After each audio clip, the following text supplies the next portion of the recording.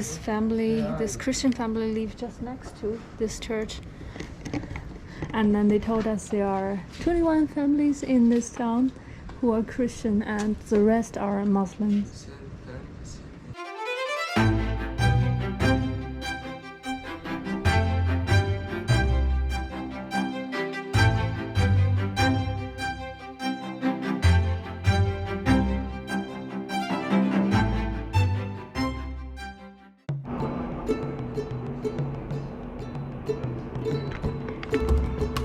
Salam YouTube, this is Yan. Welcome to the channel. I am on my longest way back home from Europe to China, and today I am in Dohuk in the northern part of Iraq. And today I and Flo, we have two places on our agenda. First of all, we are going to the Tigris, one of the two major rivers in Iraq, also a river of historical importance.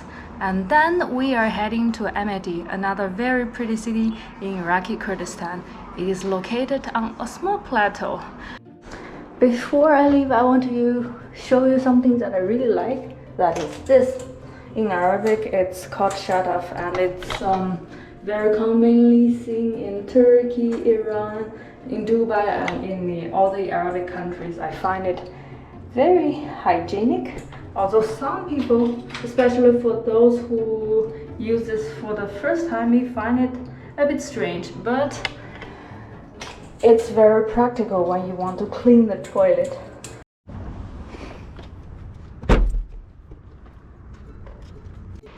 For Flo, driving in Iraq is very fascinating, and for me it feels like in China.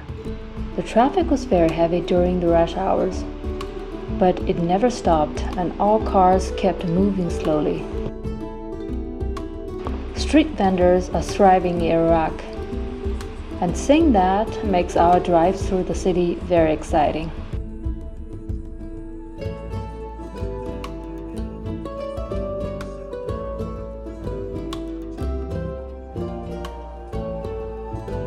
We drove further to reach the Tigris.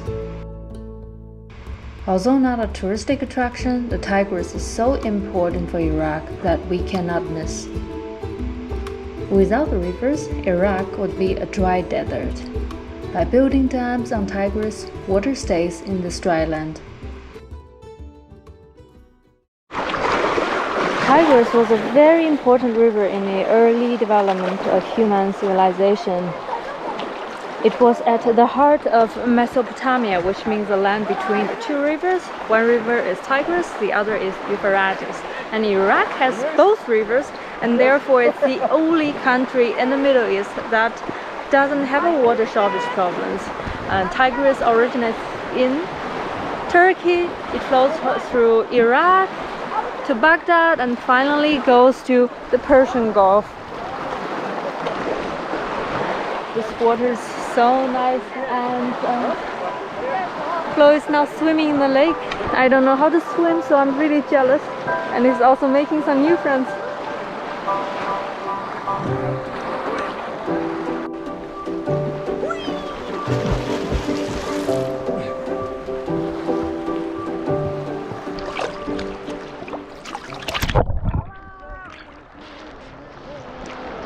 Iraq is so dry, but in the middle of all the deserts, there is such a huge lake.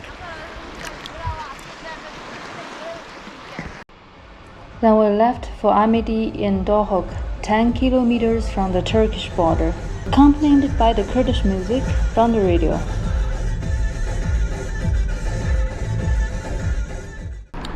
And this is the view. Like now we are in northern Kurdistan, near the town of Amedy. So this town here is called Amedy. It's a 5,000-year-old town built on this rock, and you imagine how difficult it was back at the time, or even now, to conquer this town, because you see these rock structures over there. It's literally impressive how they built this 5,000 years ago.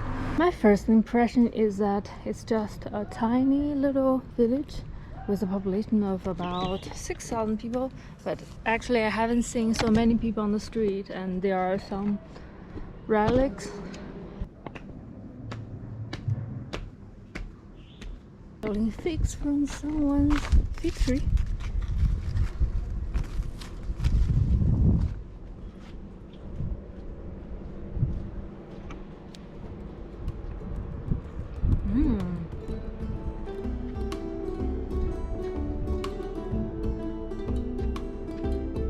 So as said in our last video, you remember, Al-Kosh, this Christian town, was at the time settled by Christians, or has been settled, it's still the case.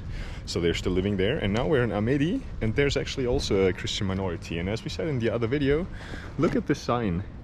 It says Assyrian Church of the East, and this is exactly the same than in Al-Kosh. So you find this minority all over the region, but now we are kind of far from Al-Kosh away actually. So we're really close to the Turkish border in this old city of Amedi. And look at this church, how tiny it is. Let's see if I can enter maybe. I would really like to check it out.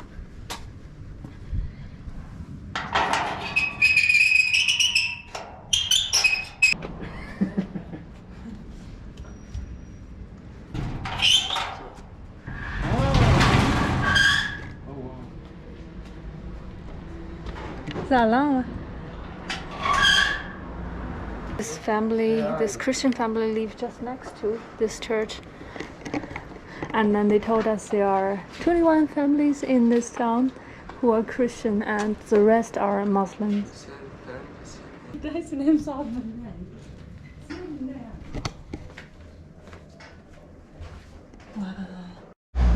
So this was quite interesting entering this church, and this guy I talked to who barely spoke English, but I didn't really figure out which Assyrian language he does speak.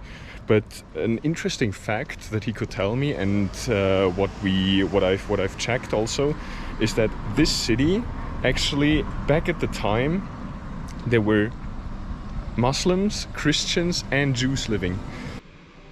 Amedy has an interesting history of religion. Although Jews have moved out of the town, there are still some families that have kept the old Christian tradition, and then they stay close together. The rest of the day we kept driving till the night came. After a whole day's trip, we would really want some nice food.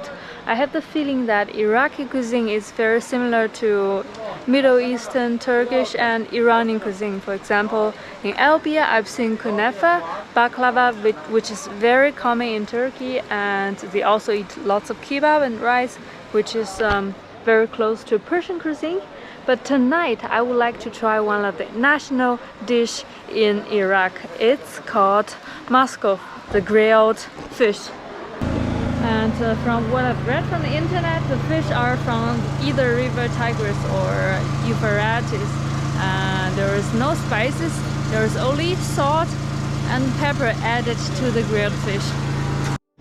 Finally, after 40 minutes wait, finally I have the fish. It's about 2 kilos, so we have a lot of food, and this is towards the pickled vegetables. You also eat the fish with that. And bon appetit. Thank you. I am so hungry right now.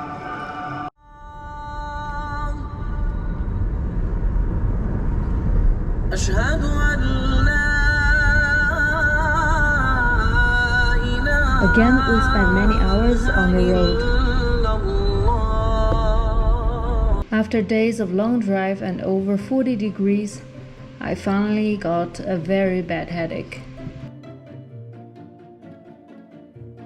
I desperately want to escape from the heat. And I am telling myself, next time when I visit Iraq again, I will come only in the spring.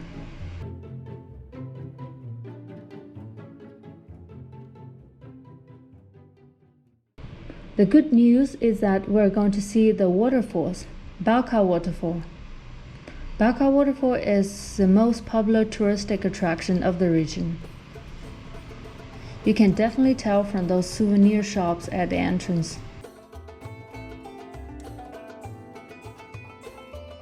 We are now at the Bekhal Waterfalls. Actually, the whole region consists of many waterfalls, so you can find many different attractions. There's also a great canyon just not far away. It's an authentic touristic experience. Yeah, it's actually super touristy. I think many Iraqis come here, but it's understandable. If I look at this, it's so funny. everybody is shooting around with these water guns. Oh my god, it's cold! Wow! It's super cold!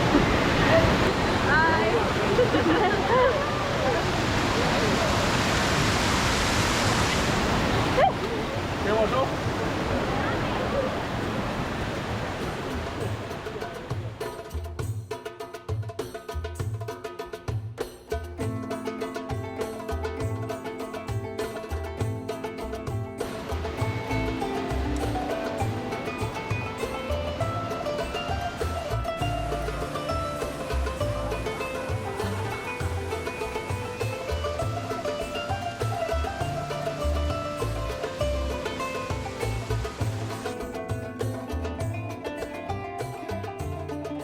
Iraqi Kurdistan is not a war zone, and it has done a tremendous job defending its borders.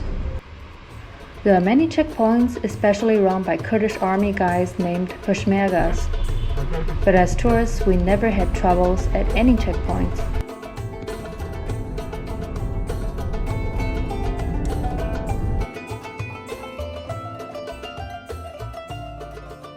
We just want to conclude this video with this beautiful landscape and sunset. Thanks for watching and see you next time.